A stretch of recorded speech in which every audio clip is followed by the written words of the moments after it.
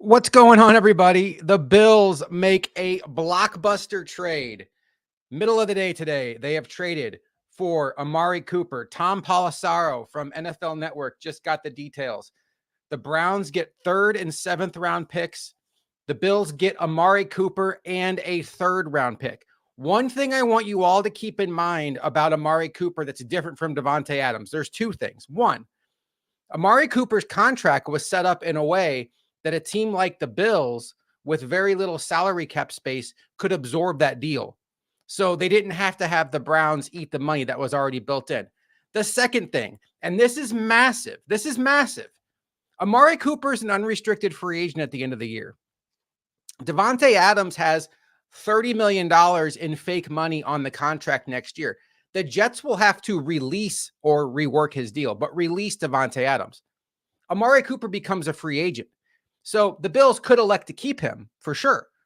But if he leaves, he's going to get a massive deal from somebody, and you're probably going to get that 3rd round pick back as a compensatory pick. This is a fantastic move by Brandon Beane.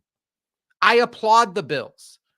I know that they pounded their chest all off season about everybody eats and, you know, the sum is better than the individual parts and all of that. But when you watch the season play out and you see this team struggle to move the ball consistently, and then you look around the AFC and you see Rashee Rice go out and Pacheco go out for the Chiefs. The Bengals can't get out of their own way. The Jets can't get out of their own way. The Dolphins can't get out of their own way. The Browns can't get out of their own way. The AFC is there for the taking. The Bills were an eyelash away from beating the Houston Texans when everything that could go wrong did go wrong. And now they have a true number 1 receiver. What do the Bills get in Amari Cooper? Well, skill set wise, he reminds me a lot of Stephon Diggs. Skill set wise, an absolute crisp route runner. For my money, maybe next to Diggs and Davante Adams, the best route runner in the sport. And he's a guy that has been buried in Cleveland. And I want to pull up his stats here. Let me see if you guys happen to be listening. Let me know what you're thinking about this in chat. I'm going to find Amari Cooper stats. He went on a heater last year. Amari Cooper career stats. When Joe Flacco took over in Cleveland, the issue in Cleveland obviously being that Deshaun Watson cannot complete a forward pass. Let's see. Amari Cooper career stats. Roy Collins, welcome to the show. Roy, Tom Pelissero just tweeted, the Bills have given up a 3rd round pick and a 7th round pick for Amari Cooper and a 6th round pick. Cameron, let's go. And for those that are just hopping in, I want to reiterate what I said at the top of the show. Davante Adams has fake money at the end of his deal. I wanted Davante Adams. But Davante Adams is going to have to be released next year. You don't get compensatory picks for people that are going to be released. The Bills, Amari Cooper is a free agent coming up. So yes, the Bills could elect to keep Amari Cooper. I would be in favor of that. But if they just let Amari Cooper hit free agency, he's going to get a massive deal from somebody else. And the Bills will probably get that 3rd round pick back a year later as a compensatory pick. It's an investment in your future, and it's an investment in now. Okay. I applaud the Bills for so many reasons, but number one, they weren't stubborn. They weren't sticking to their gun. They weren't sticking to their original plan. We all understand this Bills team. Let me hear from you all, by the way. Troy Thomas says hype. Cameron says, let's go. JA17 says, great trade. I agree with all of you. There's no reason not to do this. It makes too much sense. And oh, by the way, the Bills still have a 1st round pick and 2 2nd round picks. The way this season was shaping up, it felt like if the Bills didn't make a move at wide receiver, I'm going to put this on the trade here from C. Todd Ghost, a pick swap and a 3rd round pick. So not a lot. Let's see. I'm going to get the actual details here on screen. So Bills, you guys are going to see me do this live here. Hold 1 second. Bills trade for Amari Cooper, send 3rd round pick and 7th round pick for 6th round pick. I'm going to do that. I'm going to put it on screen so then everybody can see, hey, there's me. There's Bills chat. Okay. The Bills had to make a move. I think even the most optimistic Bills fan would look at this team and say, boy, the way they were built, with as little as they were getting out of Curtis Samuel, with, the struggles that we saw even from Dalton Kincaid to really kind of take that next step, it was hard to imagine this team going on a heater in January and winning 4 games. That all changes right now. Khalil Shakir is now your number 2 when he's healthy. Keon Coleman can grow, and Keon Coleman is a pup. I've been saying this all along. Keon Coleman has been thrust into this full-time role, and I think he's done well for himself. He has a lot of talent. But Keon Coleman, to me, is a guy that I'm more excited about what he's going to be 2-3 years from now. But now you have Amari Cooper, Keon Coleman, Khalil Shakir, Dalton Kincaid not getting all the attention of the defense. You still have Dawson Knox. And oh, by the way, after last night, you have James Cook and Ray Davis, who looks like he might be kind of special. Like that was a really nice performance. This offense is now loaded. All it took was one trade. This is exactly what happened when the Bills got Diggs. The wide receiver core went from like, I don't know, like I kind of like John Brown, I kind of like Cole Beasley, to like, oh, wow, okay. So now you have the alpha at the top. Everybody slides down a peg. And instead of being like, oh, man, we can't complete a forward pass if Khalil Shakir is inactive, now he's our 2. And Cooper's on the brain. Coleman is your 3. And Curtis Samuel, who showed some life last night, which was fantastic, he's still in the mix. Mac Hollins can be a special teamer, and he can be Jake Kumro. Whenever somebody needs a spell, get Mac Hollins out there. He had a touchdown last night. Great. The Bills are ready to roll. I mean, they are ready to go for this thing. And I am super excited. I don't know if Amari Cooper is going to play this week against the Titans. I don't know why he wouldn't, even if you just want to like get him out there, run some routes. But here's the other thing. Amari Cooper now, the Bills are 4-2. Let me do some quick math. Amari Cooper now has 11 games to play with Josh Allen, to play with Joe Brady, to play in Buffalo. And this is a guy that's been in quarterback Siberia since leaving Dallas. And now he has an opportunity to be in a spot where he's needed badly with an elite quarterback. And that could help the Bills in the bidding war that will be for his services in upcoming free agency. We all said the Bills had to add to wide receiver this offseason if they did nothing else. And going after a free agent like an Amari Cooper always made a lot of sense. Something interesting. And I noticed this a couple years ago when I did a startup dynasty league and I drafted Amari Cooper, and I'm like, man, I don't like usually drafting old guys. Amari Cooper is younger than we all think. He's only 30 years old. I want to say he's younger than Diggs. He's been in the league for a while. He got into the league as a young player. Like he got drafted in 2015 by the Raiders. 1, 2, 3, 4, 5, 6, 7, 8, 9, 10, 11. He's in his 11th year. Don't we have a bunch of extra cap space next year too? We do. Like the Bills, everything the Bills did, Troy, this year was to basically clear the decks for next year. And I supported that. I thought that the group of players that the Bills had been running it back with time and time again, the Hyde, the Poyers, a couple years back, the Edmonds, but the Hyde, the Poyers, Tre'Davious White, you all know the names. I thought that they had kind of maxed out. Mitch Morse, you want to throw him in there, Gabe Davis, they hit their ceiling. And it was time to rebuild the nucleus of this team with draft picks, young picks. By the way, this rookie class, is looking pretty good for the Bills. And they cleared the decks. And if we're going to be honest about it, Gabe Davis is not doing well at all in Jacksonville. Tre'Davious White has been healthy scratched on the Rams. Jordan Poyer, unfortunately, is hurt in Miami, but was not playing well. And, Mitch Morse, I'm not going to pretend to know how he's doing as center of the Jaguars, but their season is snowballing out of control. It's hard to pinpoint a guy that the Bills moved off of last year, with the exception of Diggs, who's actually thriving right now. Diggs is doing very well. None of us are very surprised by that. The Bills got rid of him for other reasons. Sorry if this has been asked. How does this affect the Bills money-wise this year and in the future? That's a great question, Frankie. The reason why the Bills were able to trade for Amari Cooper is because the way his contract was structured by the Browns, the Bills are only on the hook, I believe, for like $1 million. I'll get the exact number here in a second, but it's essentially like a league veteran minimum deal for Amari Cooper for a cap hit for this year.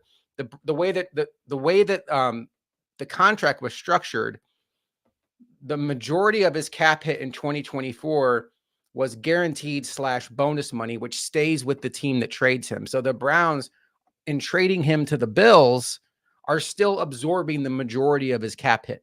The Bills are only on the hook for like definitely less than $2 million. I'll see if I can find it here. Amari Cooper cap. And that's why for a lot of people, he was the most intriguing name. John Helmkamp, who does some work with the Cover One folks, beat reporter covering Buffalo Bills.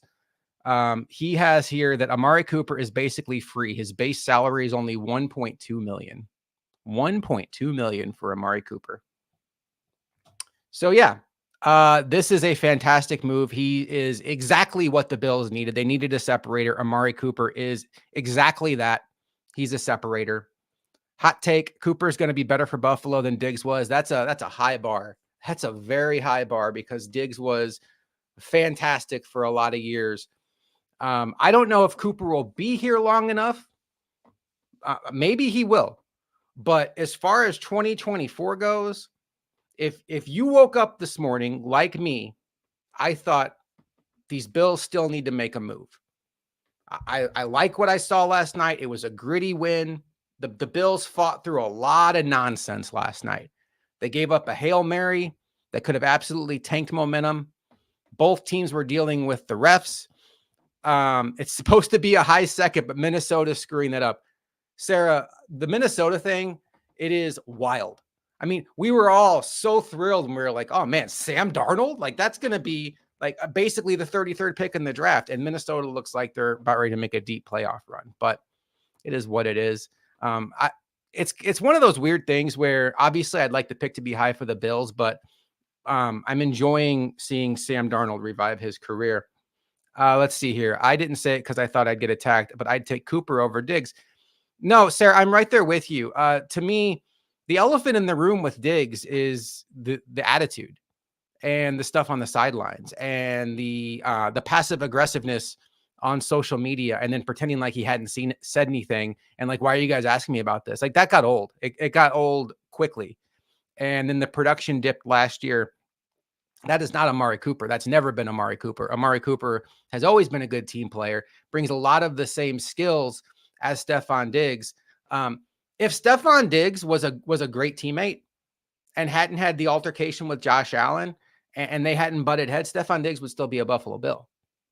They didn't move off of Stephon Diggs solely because of performance. Did it dip? Is he still an elite number one receiver in this league? No.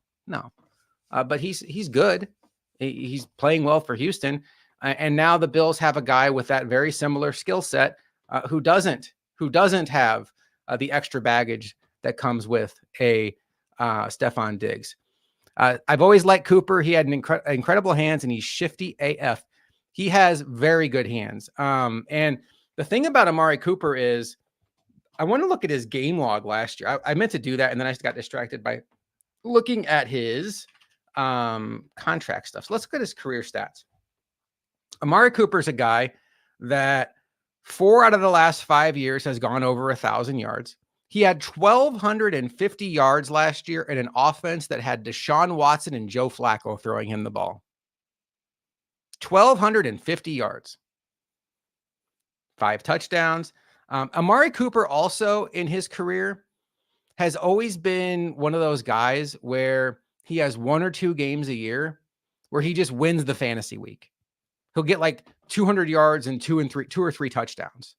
So, I mean, who knows if that continues here, but let's see. Brandon says, I thought the Bills would get DeAndre Hopkins, but I'm happy with Cooper. Brandon, I needed somebody. I was on board with Deontay Johnson. I talked to Luca on the podcast on Sunday about Jalen Hyatt. I just needed anybody added to this room. Excuse me. DeAndre Hopkins would have been an interesting addition, but I don't think he has the juice that Amari Cooper has. Ray Davis impressed Sarah with his hands. Ray Davis, what a debut. They got to get that kid on the field more. I like James Cook, but what a 1-2 punch the Bills have. And I can't. I'm going to answer Matt's question here in a second. I'm sorry, Mott's question here in a second. This is a great this is a great question that I want to get to here. And that'll kind of go into what I was going to talk about here anyway. The thing that makes me so excited about this Cooper trade for this year is just how the entire wide receiver core now just gets a bump. It's like you looked at this Bills wide receiver group last night, and you're even with him Hobble, it's like, okay, Shakir's kind of your one. How many teams in the league would Shakir be a one for? Mac Hollins is getting a lot of snaps. Keon Coleman, he's a rookie. He has some good moments, but he's 21 years old. He's a pup. Like, what can you really rely on him? And now it's like Amari Cooper comes in. It's like, we're in the baseball playoffs, and it's like you put him at the top of the lineup and everybody goes down a spot, and it just makes everybody look that much better. And now you have Amari Cooper and Khalil Shakir at the very tippy top. And then you have Keon Coleman as your wide receiver 3. And you still have Curtis Samuel, who showed some juice last night. I am intrigued by what I saw there. And then you have Mac Hollins rounding out the group, being your wide receiver 5, who comes in and gives you an opportunity to give guys rests. I will say I ranted about this on the halftime show last night. I think there's a difference between everybody eats and everybody plays. I'm fine with the idea. I mean, I'm not fine with it. I'd rather have Amari Cooper. We have Amari Cooper, but I understand the logic of everybody eats.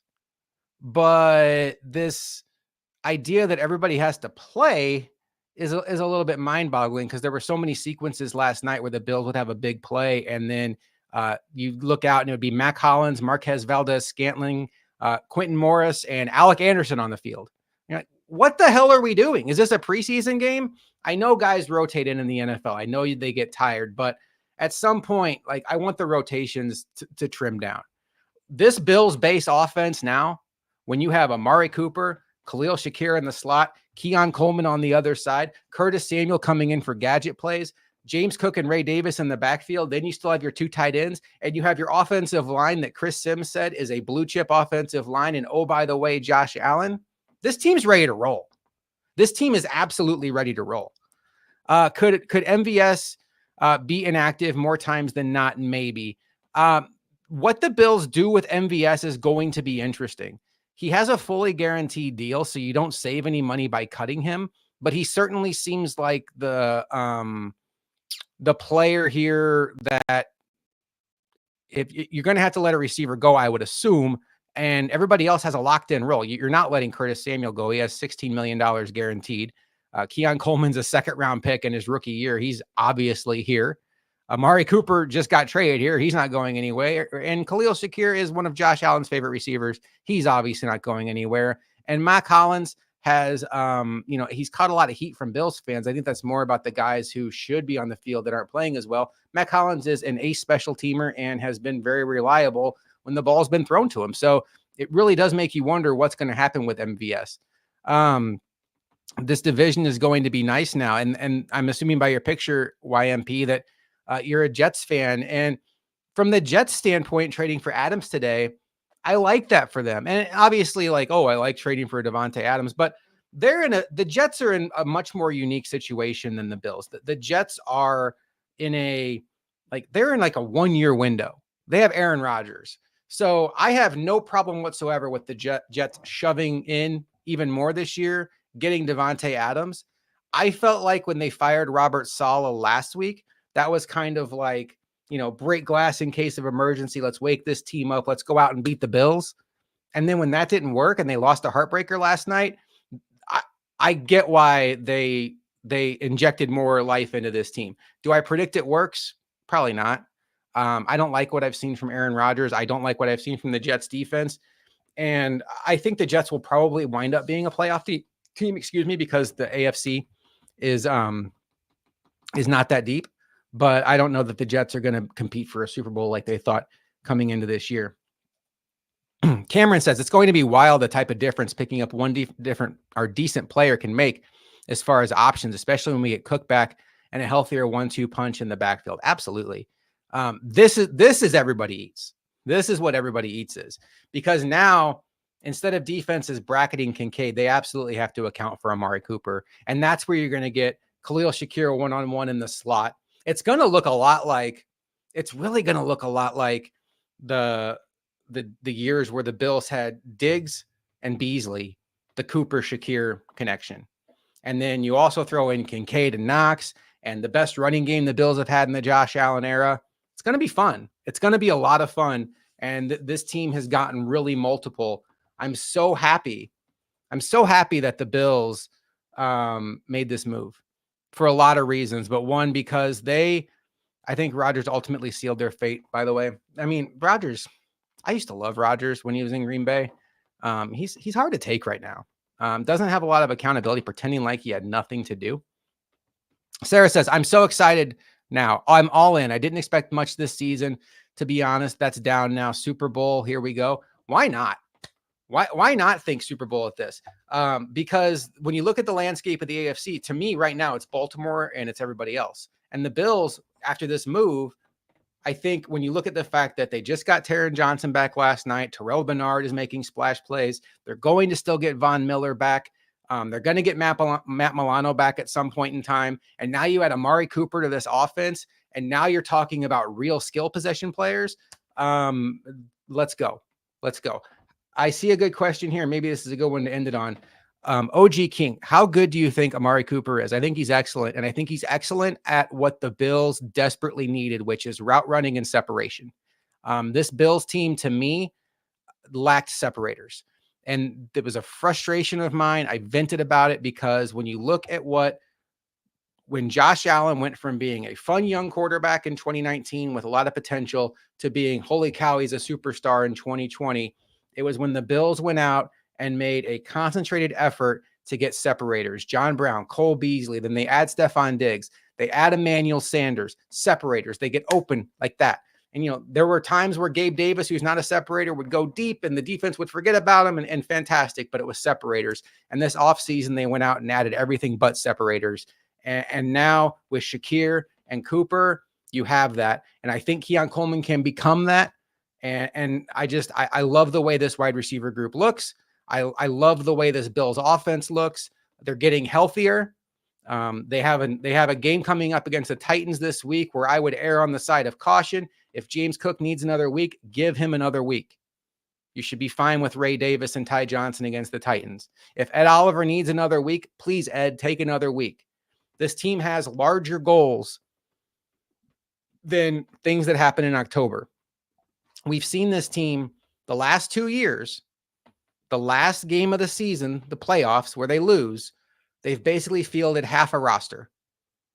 And this team now is dealing with injuries. Get these guys right. They just added Amari Cooper, and I am psyched.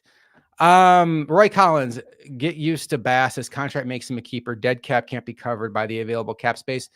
So I was thinking about this today.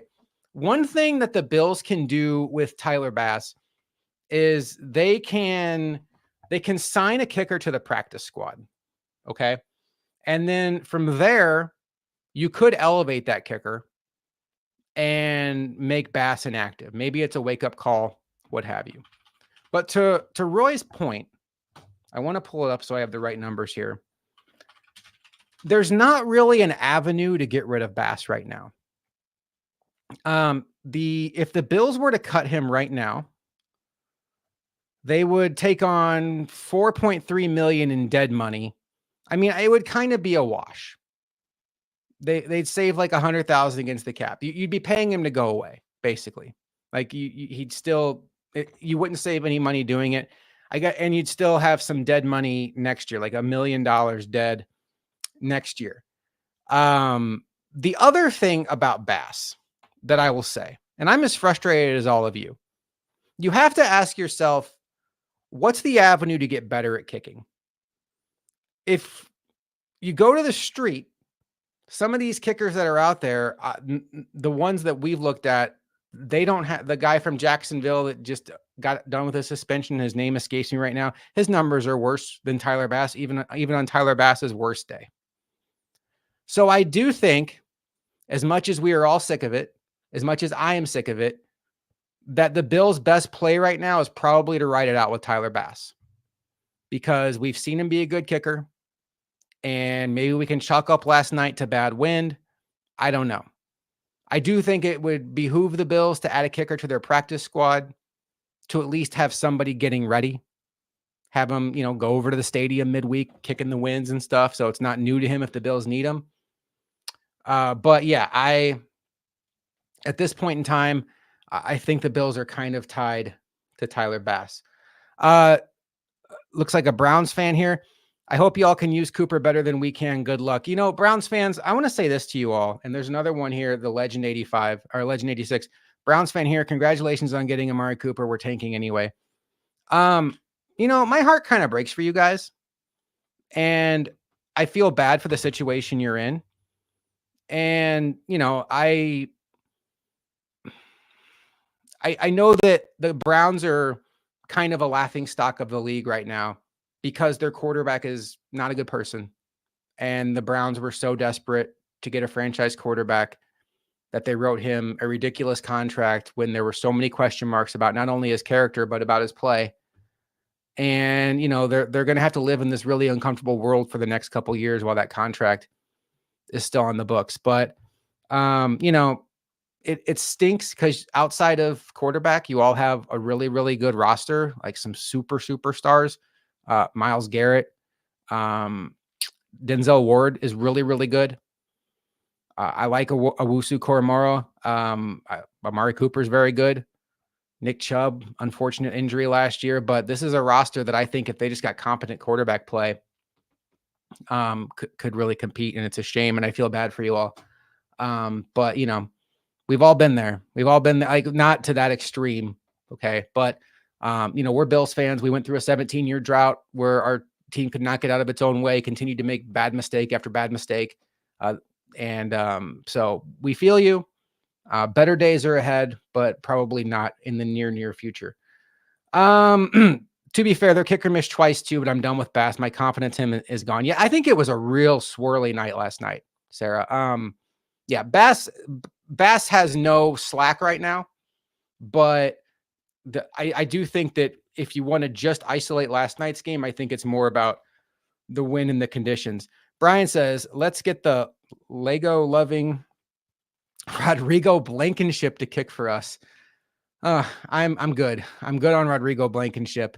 I have some close family members who are Colts fans.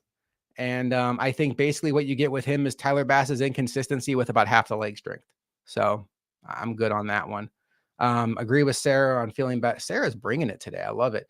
And then Roy Collins, would you put McManus on the practice squad? Roy, I'm glad you brought up his name. He's the one that I think it was the one that was suspended.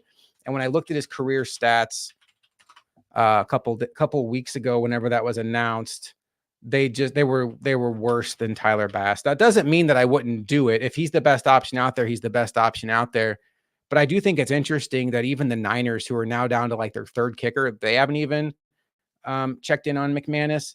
When you look at McManus's stats, the last time he kicked a full season worth of field goals was last year. He was 81%. Going back before that, 77%, 83, 82. Now we're back to 2019 where he gets up to 85. And then from distance, I'm just going to read going backwards from 2023, 5 of 10, 8 for 13, 5 of 9, 10 for 15. So this isn't Justin Tucker. This isn't Harrison Butker. I don't know that this is any kind of answer. But at this point, if the Bills are just tired of Tyler Bass and they want anybody else, I would not blame them. So maybe McManus is the right way to go. We shall see. We're going to give Sarah the last word here because she's been bringing it this entire show. We're almost at about 30 minutes here. I wonder if, look, come on, StreamYard. I wonder if the rumors about Cooper to KC were about then just BS rumors, or do you think we outbid them? That's an interesting question, Sarah. With the news that Ray Rice has been officially out for the year, and Hollywood Brown's out for the year, you would think that the Chiefs would be kicking the tires on, any receiver they can get. But I do have a friend who's pretty close to like what the Chiefs are all about. And he's told me before that the Chiefs are not nearly as aggressive in trying to get wide receivers as the national media likes to portray them to be. He says in a lot of ways, they're like what the Bills were a couple years ago, where every time a running back became available, he got tied to the Bills. Like, oh, Derrick Henry should go to the Bills. And the Bills were just never interested. I do think that the Chiefs probably should look to add somebody. I don't know that they're in position to necessarily outbid the Bills. I'm sure if they want to make a move, they can, but they just got a massive game out of Juju Smith-Schuster. They still have Xavier Worthy, who's developing. They still have Travis Kelce, who they can dust off and maybe squeeze out another massive season out of him, although it's not off to a great start. But we'll see. I'm thrilled that the Bills got Cooper and the Chiefs didn't. Imagine how we'd feel right now if we were sitting here and it was the Chiefs who traded for Amari Cooper for a 3rd-round pick. That would be tough to swallow. That would be very, very tough to swallow. If I were Cooper, I'd love to help lift the Bills where they need to be, then hop on a team that can do without him. But I don't know him like that. Cooper's at that age too, where he might just be looking for one more big payday. You can't blame him. He's going to be 31 this offseason, so maybe he just goes to the highest bidder. But then you can wind up in a situation where you're like Calvin Ridley and you hate your life. You hate your life. You can't ever catch the ball because you're in Tennessee and you're playing with Will Levis. It's a give and a take. That there's a chance that the Bills could keep Amari Cooper. If Amari Cooper comes here, let's just play this out real quick. If Amari Cooper comes here and just absolutely smashes, okay, let's say the absolute best case scenario you can imagine. Amari Cooper comes here and averages like 120 yards a game, and the remaining 11 games scores like 13 touchdowns and leads the Bills to the Super Bowl. The Bills could always franchise tag him. So that's a thing too. So, there's a lot to play out beyond this year, but as far as this year goes, in the last hour, the Bills went from a team that I think was get into the playoffs. You have Josh Allen. You never know. I don't really like the weapons though. I can't really see it too. Let's play the feud. Let's just play the feud because now the Bills have weapons. Now it all makes sense. And I'm excited to see what these Bills look like, especially when they get Amari Cooper going. I want to thank you all for hanging out this afternoon on this big, big breaking news day where the Bills get Amari Cooper. The Jets get Devontae Adams. The Bills have a massive victory on Monday Night Football last night against the Jets. Their 2nd AFC East victory, both of them coming on the road. The Bills are in fantastic shape in the division. They're in fantastic shape in the conference. And they're past that 3-game road stretch where the schedule was really tough. The schedule lightens up a little bit. So I do expect the Bills to start piling up more and more wins as we go here. So I am Josh McCarty. I will talk to you all next time on Bills Chat, Quick Chat, and then Luca and I will be live after the Titan, not live after, what am I talking about? I'll be live at halftime of the Titans game for our weekly halftime show. And then Luca and I will upload a Titans post-game show everywhere your podcast can be found. If you want to watch our faces, you can do it on YouTube. Otherwise, check it out on Spotify, Apple, all that. Thank you, Sarah, so much. Thanks everybody for hanging out. And I will talk to you all next time on Quick Chat.